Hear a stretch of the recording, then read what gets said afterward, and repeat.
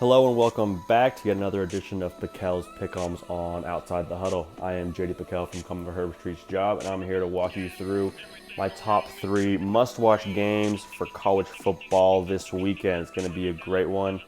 Looking at the schedule, looks a little sleepy, but it is always the quiet ones that end up getting you. So here we go. North Carolina at Wake Forest, Friday night action, prime time television. You got freshman Sam Howell for the North Carolina Tar Heels playing quarterback, and the guy has been a phenom thus far.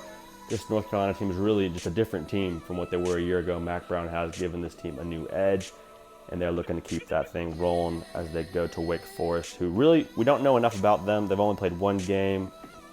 Beat Utah State by 3 points in the closing minute. So we're going to see how big a win that is when we get a little more into the season. But listen, I don't think it matters too much what Wake Forest does in this game.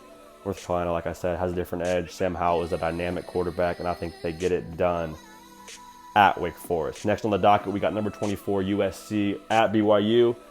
USC went with the first starting quarterback, true freshman Kaden Slovis got his first start last week at home against Stanford, and my guy got buckets. Did not look like a true freshman at all. Very poised, pressed the ball downfield. He did not, they did not hold his hand at all. He was slinging it all over the yard. Amon-Ra St. Brown, obviously a dynamic receiver, 2 touchdowns in that game.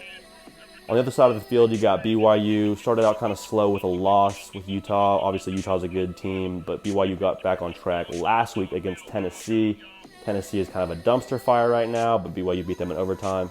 Hey, a win's a win. Listen, BYU's got a dynamic quarterback. Zach Wilson can run, can throw. They got Tyshawn Williams running the ball, 92 yards last week against the SEC defense.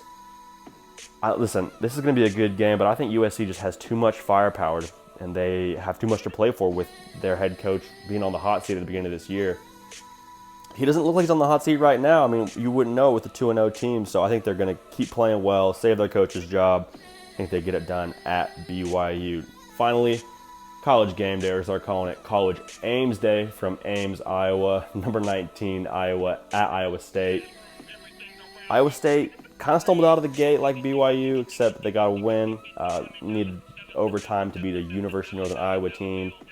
Not that impressive. Brock Purdy really kind of looked a little lackadaisical in that very first game after what he had done in his freshman season.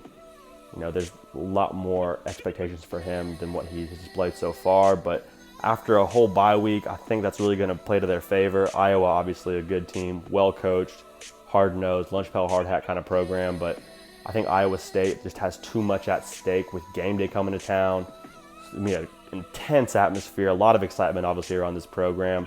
I think they're able to get it done in a close one at home, but they get it done nonetheless. Iowa State tops number 19 Iowa college game day material. That's all the time we got this week for PicKell's Pick'ems, but be sure to tune in every week for some new heat from the Outside the Huddle podcast.